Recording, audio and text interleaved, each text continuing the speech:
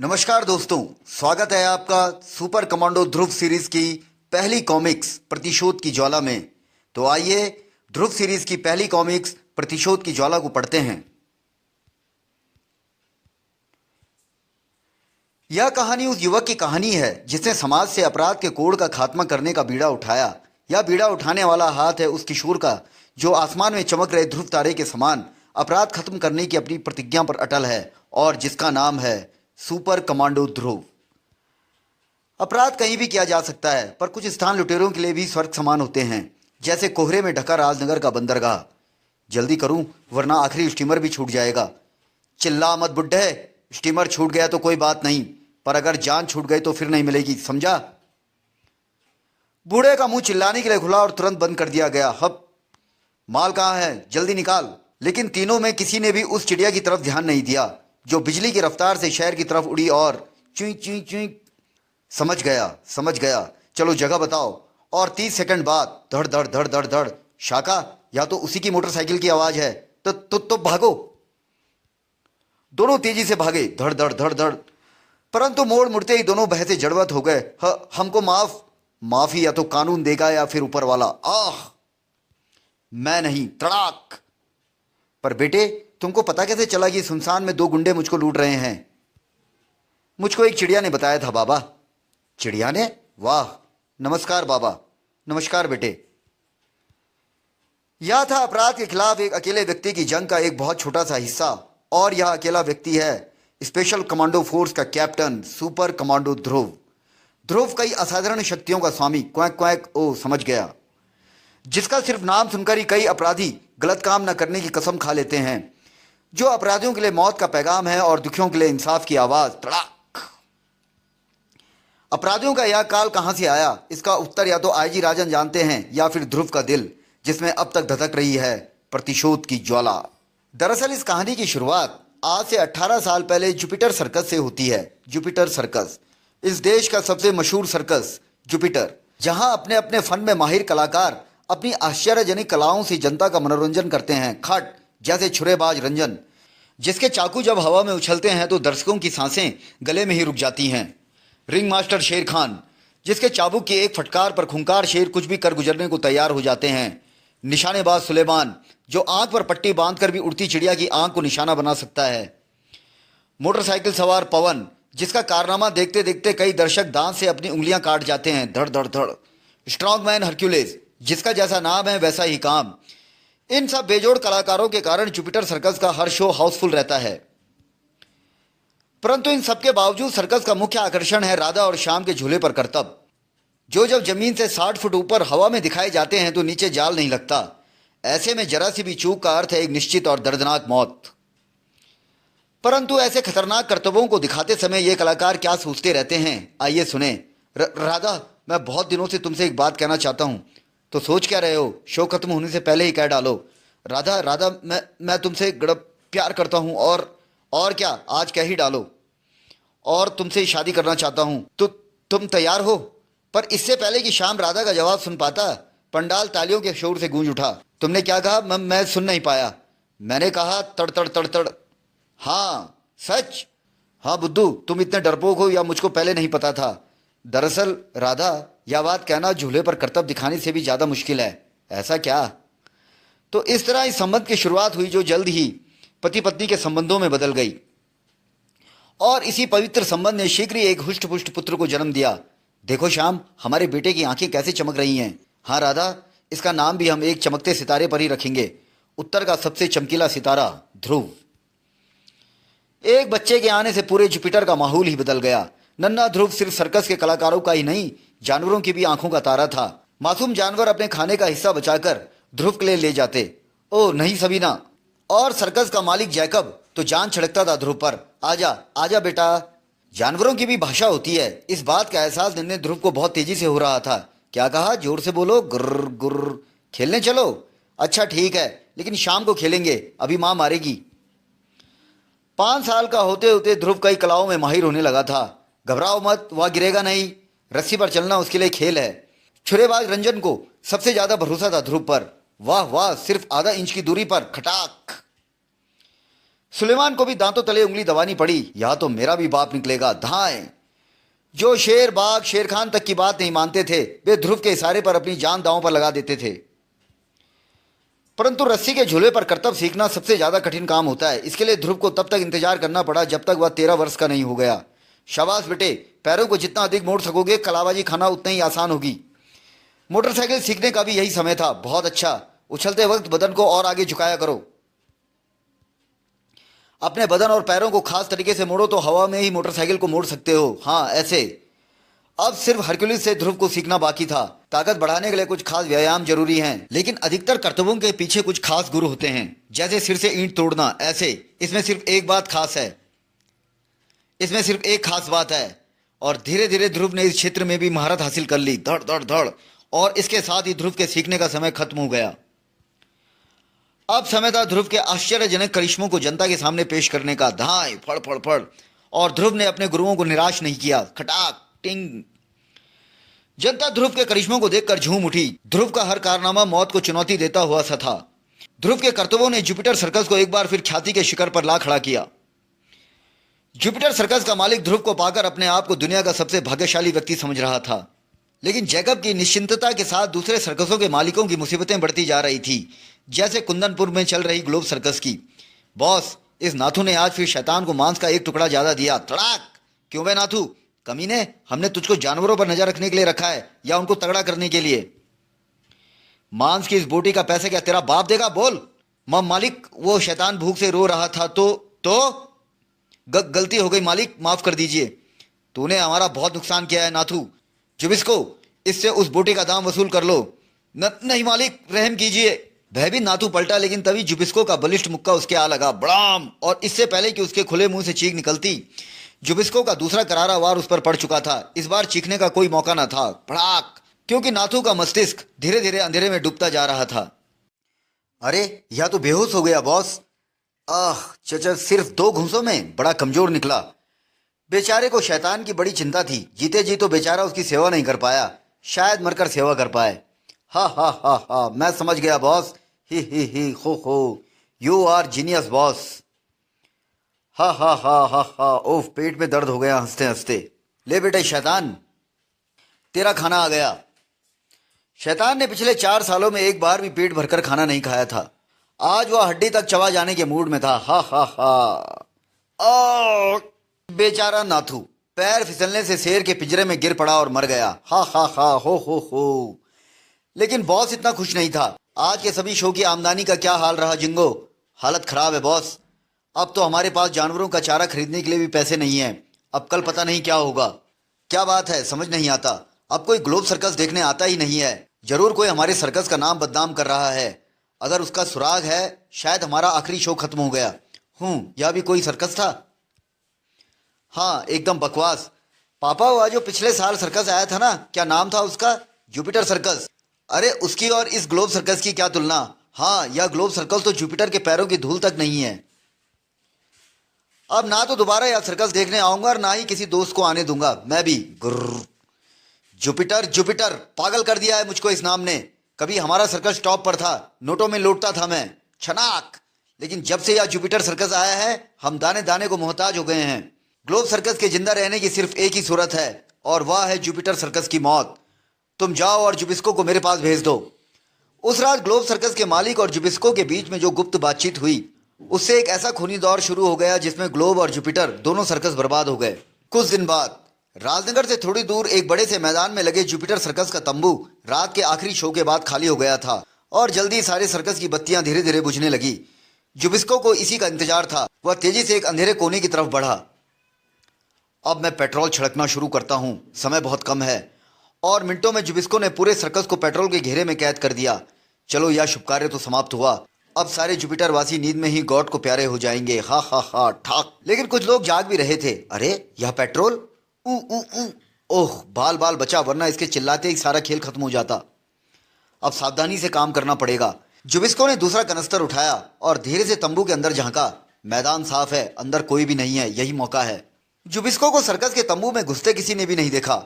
उसके बलिष्ठ हाथों में पेट्रोल से भरा दूसरा कनस्तर खिलौने की तरह झूल रहा था। वह चुपचाप सर्कस के रिंग में पहुंचा। यहीं से शुरू करना सबसे अच्छा रहेगा। परंतु जुबिस्को की किस्मत उसके साथ नहीं थी। शाम अपने झूले की नई रस्सियां बांध रहा था। कौन हो तुम, रुक जाओ। जुबिस्को समझ गया कि अब ज्यादा वक्त नहीं है। धड़ाक, उसने एक झटके में कनस्तर रिंग के फर्श पर पलट दिया।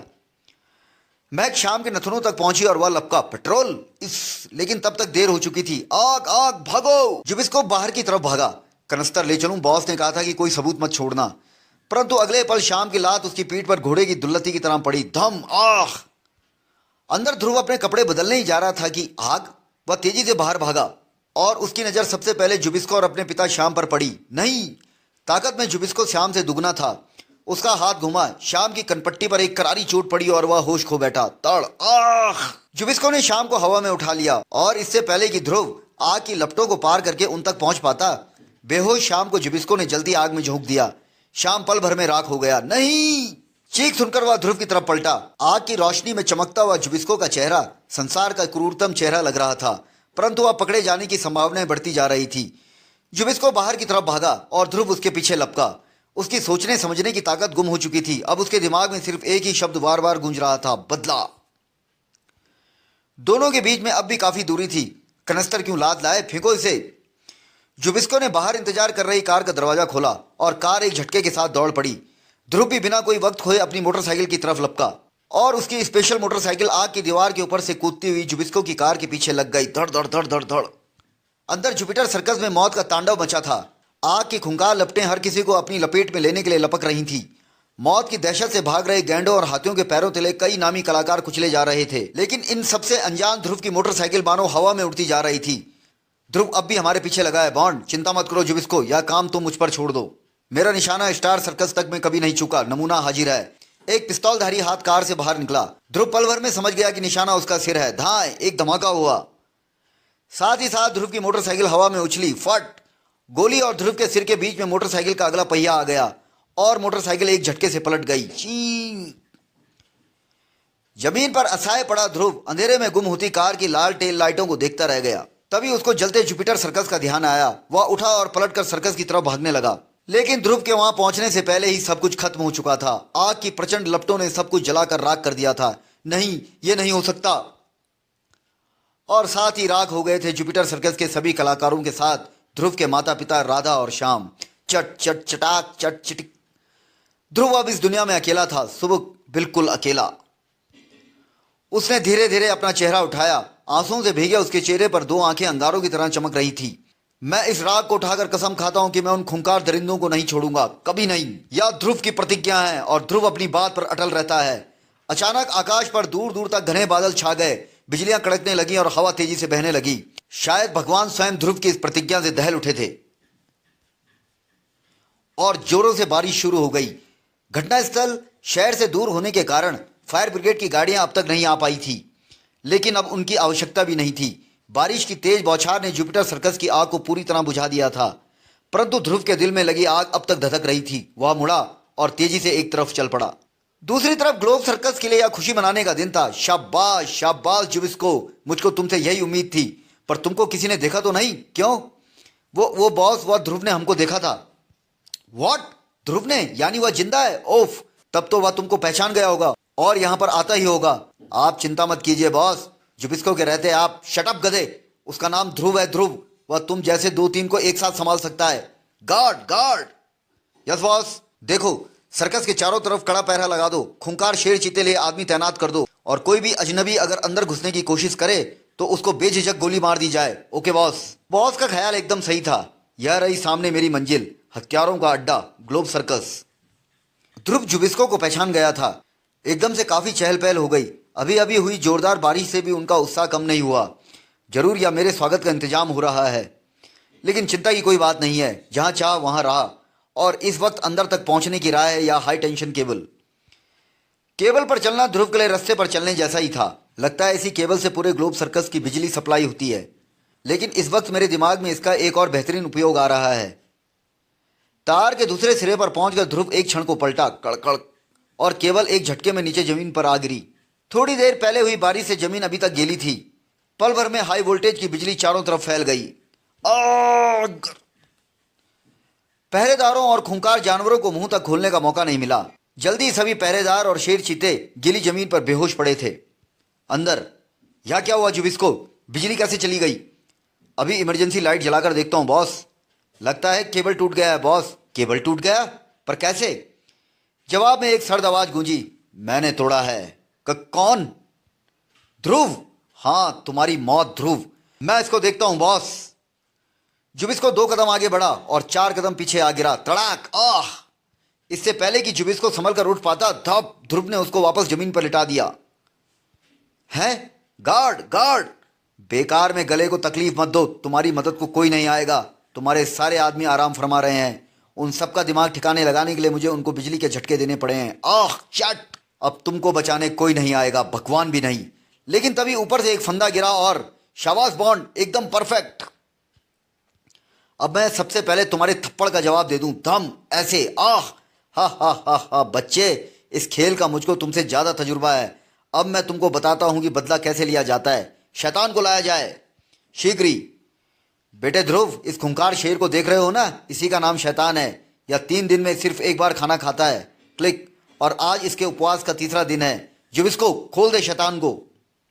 भूख से बेचैन शैतान ध्रुव पर छलांग मारने के लिए झुका। गर्र कि तभी ध्रुव के गले से एक हल्की सी गुरगुराहट निकली। शैतान छलांग मारते मारते रुक गया। उसके कान खड़े हो गए। गुर्र गुर्र। वह कुछ सुन रहा था और यकाएक एक खून जमा देने वाली दहाड़ के साथ उसने ध्रुव पर छलांग लगा दी। दहाड़! अगले पर उसके दोनों अगले पंजे ध्रुव के कंधों पर थे और तेज दांत रस्सी पर। शैतान ने एक झटका दिया और रस्सी के कई टुकड़े हो गए। यह क्या? जानवर कितना भी खूंखार हो, लेकिन ध्रुव की प्यार की बोली समझता है। ध्रुव ने रस्सी को कसकर खींचा और बॉन्ड जमीन पर आ गिरा। धम! लेकिन इसी बीच ध्रुव का ध्यान एक क्षण के लिए जुबिस्को पर से हट गया। अब तुम्हारी बारी। और जुबिस्को ने उसका पूरा फायदा उठाया। ध्रुव की गर्दन एक फौलादी सिकंजे में फंस गई और उसकी गर्दन की हड्डियां कड़कने लगी।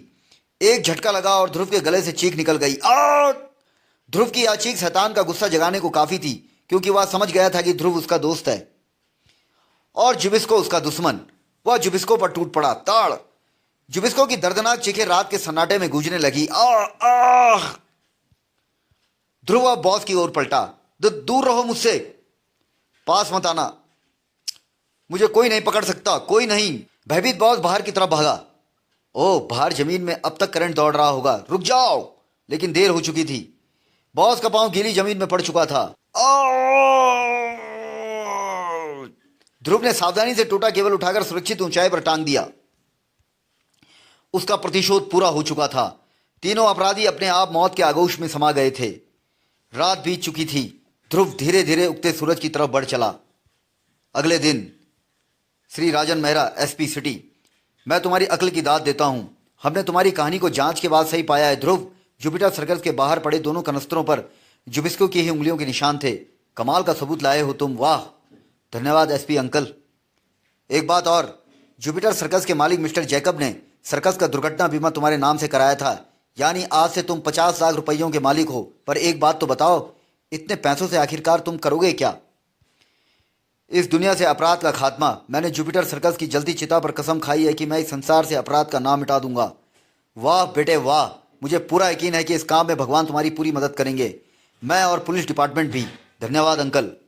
सवाल धन्यवाद का नहीं है, सवाल यह है कि यहाँ से अब तुम जाओगे कहाँ?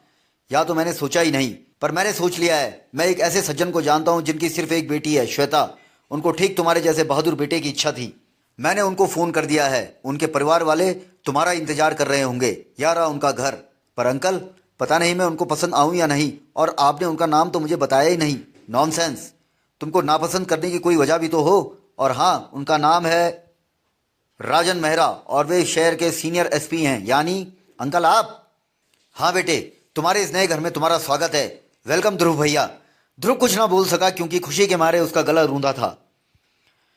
तो प्यारे दोस्तों, यह थी मेरी इस जिंदगी की शुरुआत, जो मेरी पिछली जिंदगी से मिलती जुलती होने के बावजूद उससे काफ़ी कुछ अलग थी। लेकिन असली शुरुआत तो अभी होनी बाकी थी, जब मुझे अपने पहले ही केस में एक ऐसे रोमन सैनिक का सामना करना पड़ा जिसमें बला की ताकत थी और जिसका उद्देश्य था हत्याएं। तो पल भर को मुझे लगा कि शायद मेरा पहला केस ही मेरा आखिरी केस साबित होगा। अगर यकीन नहीं हो रहा है तो खुद ही पढ़कर देख लीजिएगा मेरा आगामी कॉमिक्स, रोमन हत्यारा। और हाँ, इसमें मैं आपको यह भी बताऊंगा कि मैंने किस प्रकार स्पेशल कमांडो फोर्स का गठन किया और अपराधियों की नींद हराम कर दी। अब हमारा यह अंक होता है समाप्त।